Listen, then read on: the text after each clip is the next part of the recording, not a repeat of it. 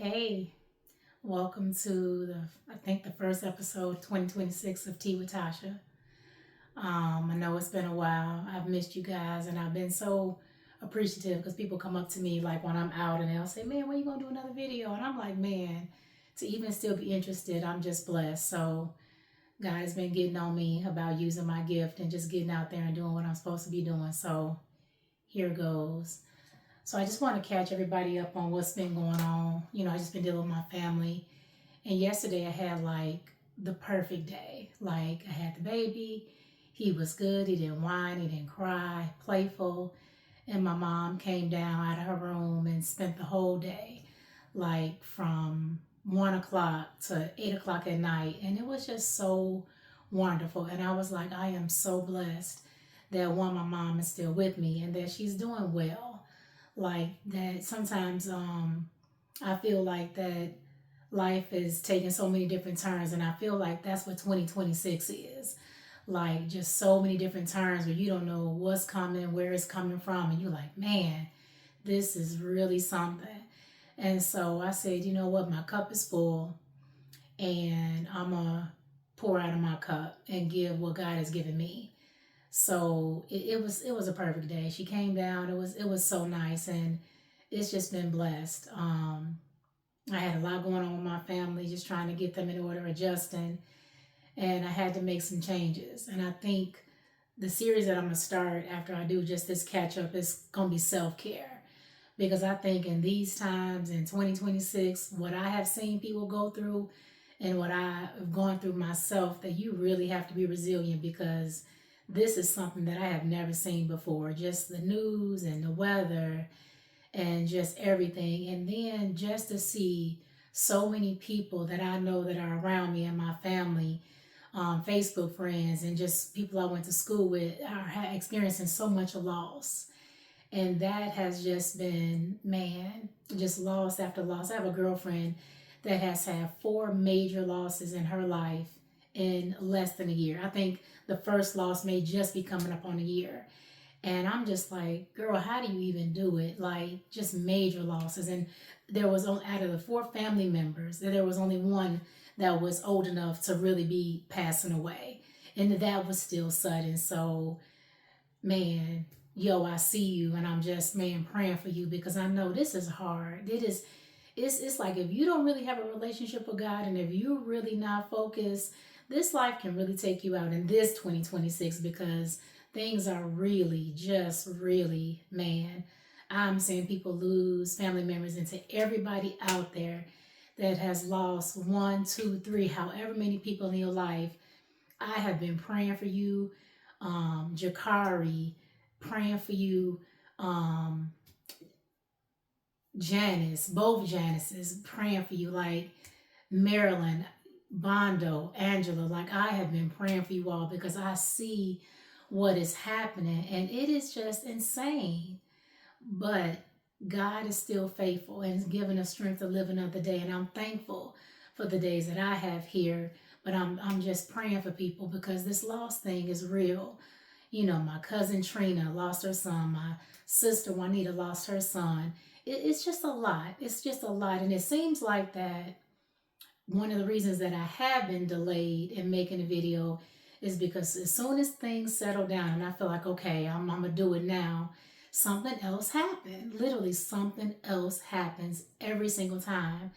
And I just had to get to the point where I said, you know what? I'm going to just have to do what I can and do what I'm supposed to be doing, just to encourage other people, because things are real out here for a lot of people. People are experiencing real losses and real things are happening. I see good things happening. The baby is a year and a half now. I'm so proud of Justin for being a good dad, has a full-time job, doing well. Like just to see him and be so resilient, to still just be happy, engaged, engaged with his child, doing his thing, you know, figuring life out, fixing on his car, doing whatever he got to do to make it. And I am proud of him. I'm proud of, these kids out here figuring it out. My kids are doing well. My youngest daughter, Kendi, graduated junior high with all A's and B's. She had one C in the beginning of the year. And she was like a CD student, and she really did well. I'm proud of you, baby. I'm proud of you. I'm proud of my oldest daughter, Monty. She's about to graduate auto diesel mechanic. She's interviewing for new jobs, really doing well. I'm proud of you. I'm proud of my son who is figuring it out.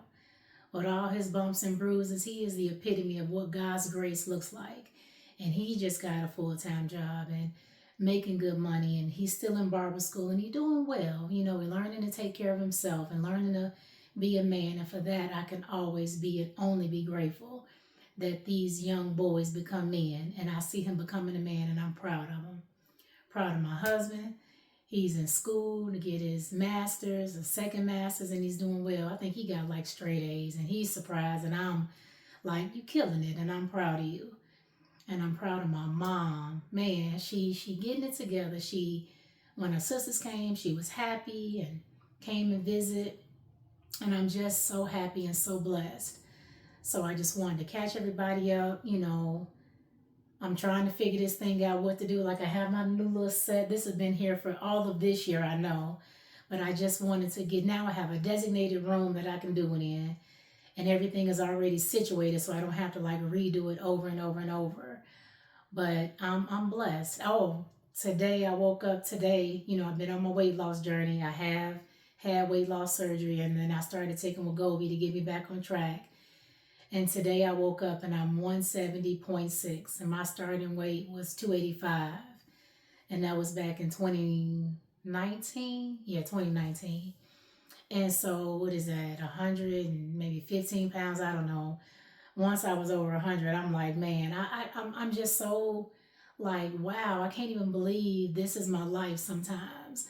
I never thought that I would be 170. I was just trying to get below 200 pounds. And here I am killing my goal. Like on my vision board, my goal was 175. And now I'm below that. And I don't even really know what my new goal is. I know I'm going to keep going because I didn't come this far just to come this far. But I'm going to keep going until I'm satisfied with what I want to do. And I'm so grateful to have a supportive family, a very supportive husband, not, giving me no problems, just, always saying I'm going to have to keep my good eye on you. But he's always said that. But I'm just so grateful. And I'm just, like, I'm really realizing that I can reach my goals. Like, this is one thing that I have been struggling with for at least, I think since I was like 12, but struggle for 20 years. And to be here, I feel so blessed that God has given me the strength and the fortitude and everything, the medication and everything, because everybody can't get it. Everybody's insurance won't pay for it, but I am very blessed and very grateful that I'm here. Man, I'm just so blessed and so grateful. And I'm so grateful that my family have settled down. But it was some work put into that. And I was like, look, this is what it's going to be. And I'm grateful that they're thriving. So back to what 2026 is. And I feel like that this is just life going forward. I think COVID kind of introduced us to, it switched it, like life changed. And now this new administration, everything that's happening is forever changed. And that if you want to make it through, you're going to have to learn to be resilient. First thing I can say always is trust God. But it's going to be a different level of trust, a deeper level of trust because, like I say, things are different. You can feel it in the air. You can feel it when you're in the store. You can just feel it every day.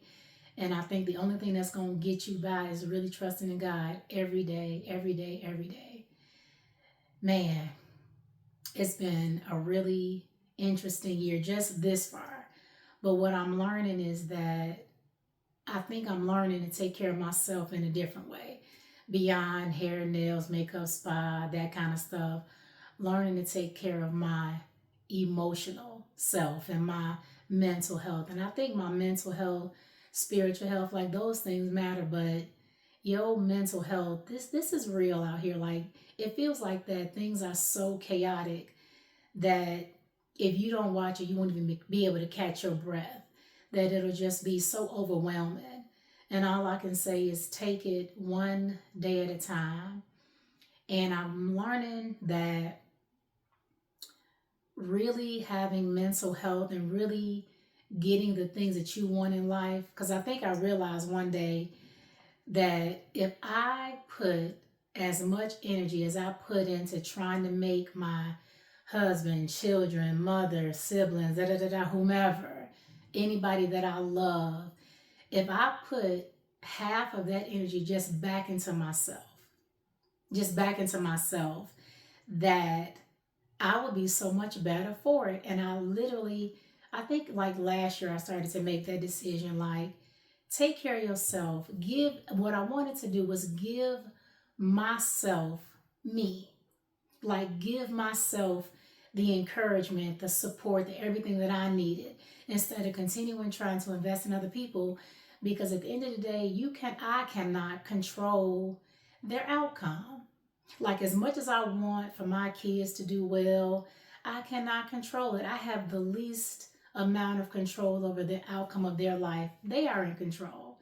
Like you said, you can lead a horse to the water, but you can't make them drink, and you can't make somebody want something more for themselves. Then you can't make them want for themselves what you want for them. And I believe in people so much. Like I believe that they can do it. I truly believe that they can be the very best that they can achieve. And that is very important to me. But I realized that I needed to focus on myself, that I needed to focus on putting the mask over my face first, because I spend so much energy. And I had like a situation earlier this year where I had a lot of people, loved ones, disappoint me, and like at a time where I just didn't expect it. And it just really hurt my feelings. And I said, let me focus on myself. Let me stop trying to create, you know, things for other people. I should create them for myself. I really should.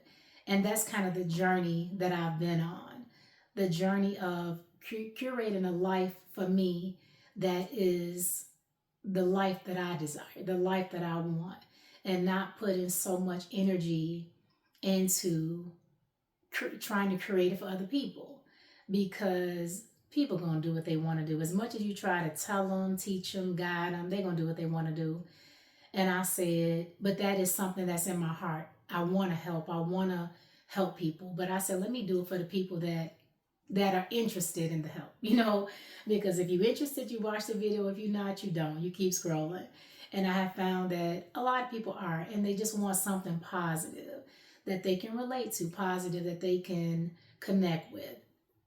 So, like I said, I've been on this journey this year, reaching goals, wearing clothes. I've been out in the street. I know if you watch me or you follow me, you see I'm always out somewhere. And there are probably 10 different places that I've been to and I haven't posted, and I need to. Like one of my clients' daughters, we call them the beauty shop kids, because they all grew up together. So right now they all 18, 19, 20. They probably between 18 and 22, 23.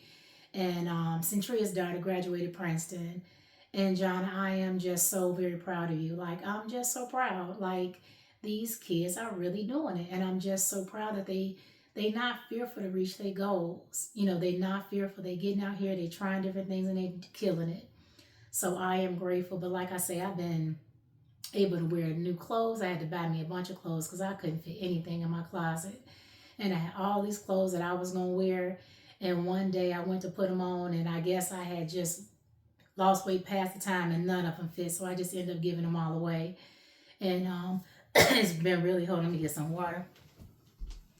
It's been really exciting to, wear new clothes and um, fit different things. And I'm just like, man, I'm living my life. And for that, I'm very grateful. But one of the things that really changed for me was I had to focus on myself. And I know sometimes instead of getting upset and going off, I would just literally go to the gym. I would literally go walk, and I would literally just go do something else, because that was the least productive thing to do, is to fuss, fuss, fuss, because that doesn't work. And I've learned to, man, not give up on my life or my dreams or things that I want. I just didn't give up. I remember one day my daughter said, "Man, Ma, you ain't never giving up on your little curves." And I said, "Certainly not. Certainly not. If I can bet on anybody, I'm going to bet on myself. Because that's the one person I know that's going to get it done. The one person I know that's going to get it done. And so I have been doing that, really investing in myself, really taking time to rest, taking time to sleep in, taking time to rejuvenate myself, like really learning to focus on myself. And I think the biggest thing that I've learned to do, one is to say no. And that's easy sometimes to say no. But for me, it's deeper than saying no. It's stop volunteering your time, energy, money, effort, everything for something nobody asked you for. Like, stop just volunteering. And when somebody does ask, I think about it now. I don't just jump in, but I think about what I'm saying yes to. Because it's easier to say no and then go back and say yes than to say yes and say no, because that creates disappointment and you don't want to be, and lack of integrity, and you don't want to do that. So I'm learning to say no, but I'm learning to just keep my mouth shut. When people talk about things, just take it as information. And if somebody asks you for something and it's something you can do, then yes. But I'm learning to not volunteer and to not insert myself into, trying to help somebody, because it ends up draining me. And then what I've learned is when you give people things they don't ask for, that's where you create an atmosphere or a metrics of ungratefulness because they didn't ask you to. So I'm learning, don't do it. Don't do it. And it may feel, I won't say empty or lonely, but it'll feel different. But it'll also feel like over time, I began to see that I felt more in control of my time and my energy and my everything. And I just felt better because I wasn't always being drained. I wasn't always being taken for granted. I wasn't always being treated a way that like when you feel like, oh, as much as I do, somebody should whatever. And that's just not it. It's like what you do, just like if you loan people money, you got to let that money go and know that that's gone forever, because you don't want to hold yourself like in a place where you feel like people are taking you for granted or you're doing so much. Like, do for yourself. Put the mask over your own face. Take a trip. Just do something for yourself. Something. And I've learned that dreams are not always denied. They may just be delayed. They just may be delayed. And sometimes the delay is getting in the will of God for your life. Like the delay is putting one foot in front of the other. Like I have a client that a few years back, she decided to make a career change. And I'm talking in her 50s, decided to make a career change. And now she's like graduating, like with her bachelor's, master's, becoming a teacher. Like, man, killing it. Like, no, I mean, you would have never thought that at that age she would make a whole career change, and she did. And I've seen her in school, in her books, at the shop, doing her homework. Like anybody can become whatever they want to be. And I think in these times, in these end times, if it's something that you want out of life, you had better get to it, because the days are shorter and getting shorter and shorter every day. Time is, we are in the end times. So if it's something that you want out of life, something that you want to do with your life, get to it. This is your signal. Signal, signal, signal. Get to it. Whatever your dream is, whatever you want to do, and the doing is taking one small step. So I had a client, I adore her, and she was like, one day I just want, before it's all over, I just want to be organized. So what I want to say to you is, if that's what you want, organize one thing and keep that one thing organized. Let it be your t-shirt or underwear drawer, just something, because it starts with a small thing. So organize one thing and keep that one thing organized, and then add another thing, and then keep adding something and something and something, and being organized and keeping organized. There has to be time where you, like, say once a year or once every 6 months, I go through my closet and I take out everything that I can't fit, that's no longer me, that I'm never gonna wear again. And that, to me, that creates space for new things. And that's how I keep my closet organized. And I keep trying to tell my husband, who has also lost some weight, you cannot fit these clothes no more. Like, you cannot fit them, please. So he just said, it's hard for me to let things go, to just go in the closet and take them a little bit at a time, and he won't notice or he won't be mad. And so, because I feel like if you want to make room for something new, sometimes, most of the time, you have to get rid of something old. Like, say I have 100 hangers in my closet. That's my closet. That's the capacity. If I only have 100 hangers and I for 100 shirts, and I want two new shirts, I'm probably gonna need to donate two old shirts. Like, that's just what it is. And I think that's what life is. If you want a new life, you're gonna have to let go of some of the things in the old life. And that's what I learned I had to do. That some of the habits that I have, like, in order to be successful in losing weight and keeping it off, I had to part ways with eating at night. That was my love language. That was my jam. That was my everything. Eating at night and going to bed on a full stomach. And I remember, I think every time I go to bed and I want some, like every so often I eat some chips, but I very rarely do that because I'm like, I cannot do this because this is what it is. I remember this guy saying, he was like a trainer for Oprah. And he said, whenever you like hungry at night and you can like feel your stomach burning, that's your weight loss. If you just hold on to that, drink some water and go to bed, the next day you'll see it, or within the next few days. And I remember most times that's what happens, that I just had to hold on and just wait until the morning and just eat a bigger breakfast or whatever.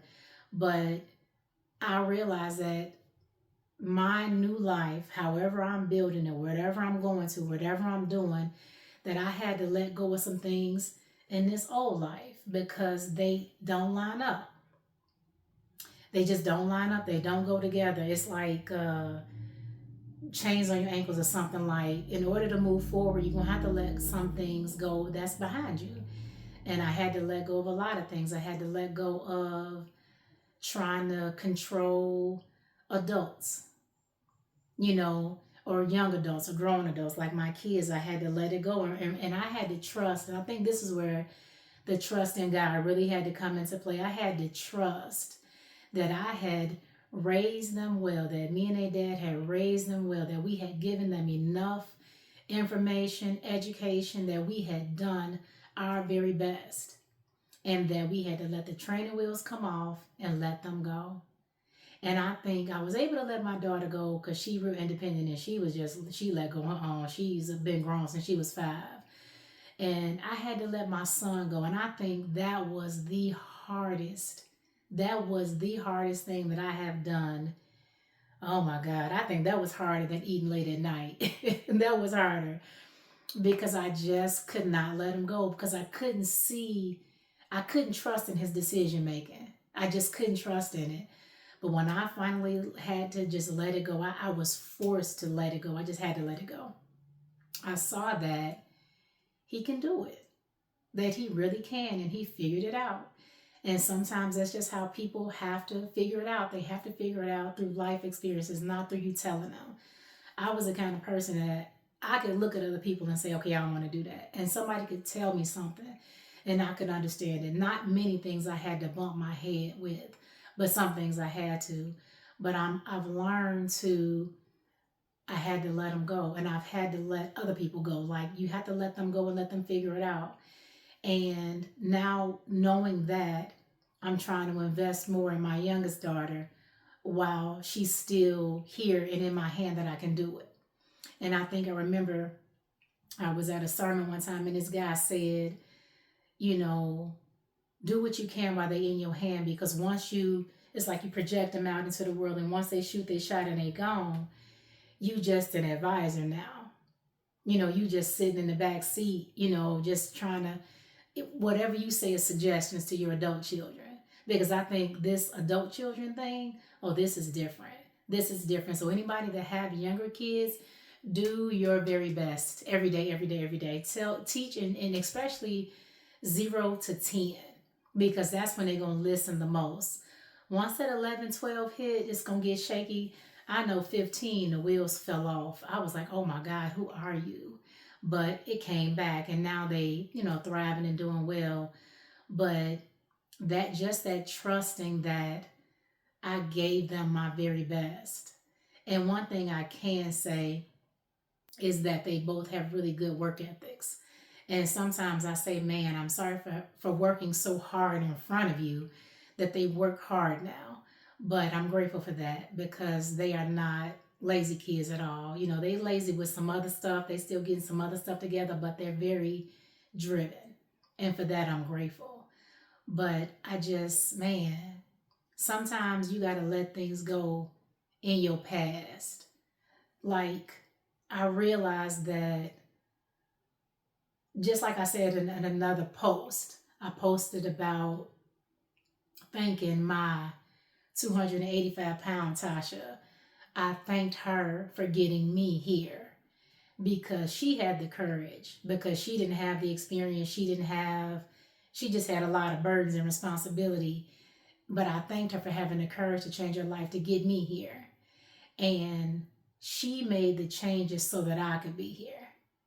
And so that's why I do what I do. That's why I just do what I do, because I'm so grateful for her at 285, at going through a divorce, at trying to raise two kids as a single or divorced mom, trying to buy her dream home by herself, trying to do all these things. She had the courage to do it. Man, when I look back at her, I be like, man, girl, you bad. Like, you did that. Like, I remember one day when I couldn't close on this house. And I remember I had sold the first house and couldn't close. And it was like a month of just being homeless. And like, I remember my daughter saying like, are we homeless? And I'm like, no. And I remember her writing in her journal saying, my mom said we not homeless, but I think we are. And I was like, oh my God. But I just remember, man, that day when I had to stand on my Bible, because I had to stand on the word that God was going to deliver me. I had to literally, I put my Bible on the floor and I stood on it and I said, I thank you, Lord, for our new home, because I was in such a place because, oh my God, what have I done? I've sold this house. What if I can't close? What am I going to do? And I remember getting my Bible out, standing on top of it and saying, I trust your word, God, I trust you. And, maybe a week and a half later we closed because I was like, what am I doing? But I think sometimes when you reaching for your goals, it's like when you reaching for your goals, it's like when you go to the grocery store and that door, the automatic door open until you get right up on it. That's how it is. The door not going to open until you get right up on it. I think that if God had shown me what my life was going to be, and if he had shown me the path and shown me, I wouldn't have believed him. I wouldn't have believed him. I just wouldn't have. My heart wouldn't have even been able to take it. And I think that's why he shows us bits and pieces and bits and pieces. And that's where faith comes, because if he showed us it all, we wouldn't have the faith to walk it out because we'd already know. So that's what the faith is for, to be able to walk it out, to be able to trust and trust and trust and trust. Because the more you going to get, the more you, the further down this line you're going to have faith, and it's going to have to grow like any muscle. It's going to have to get stronger and stronger and stronger to be able to reach for that life, or reach for that goal, or reach for whatever it is that you want out of these last days. That's a lot. So I'm going to start my series on self-care. I just wanted to catch everybody up, say hi, pop in, tell everybody that, like I say, for the ones who have lost loved ones, I am praying for you. I see you. My heart goes out to you. My heart goes out to you. And every day when I see these people, I had a girlfriend, or, a friend that just lost her mom. And I'm like, man, I am so sorry. But trust in God. And I know, and I have seen these people, and they are resilient beyond more than what I could ever think. Resilient. And that is just an amazing thing. They encourage me. I say, if they can get up every day and live another day without these loved ones, I know how that feels, but I know that I can continue on and doing whatever it is that God has called me to do, because I see resiliency every day. I see it every day. So, like I say, I just wanted to pop in. I'm going to start my self care series and just whatever comes to me. But thank you for your support. Thank you for always being supportive. You know, whoever watches, who's ever encouraged, I am blessed to be a blessing. And I just thank you for your support. And man, we're going to go on this journey together. I love you all. I love you all. And I'm just so blessed to be here. So thank you. And I love you. And I will see you soon. Thank you for another episode. I got my little stuff here together. Episode of Tea with Tasha. Hope you like my new set. And man, the journey continues.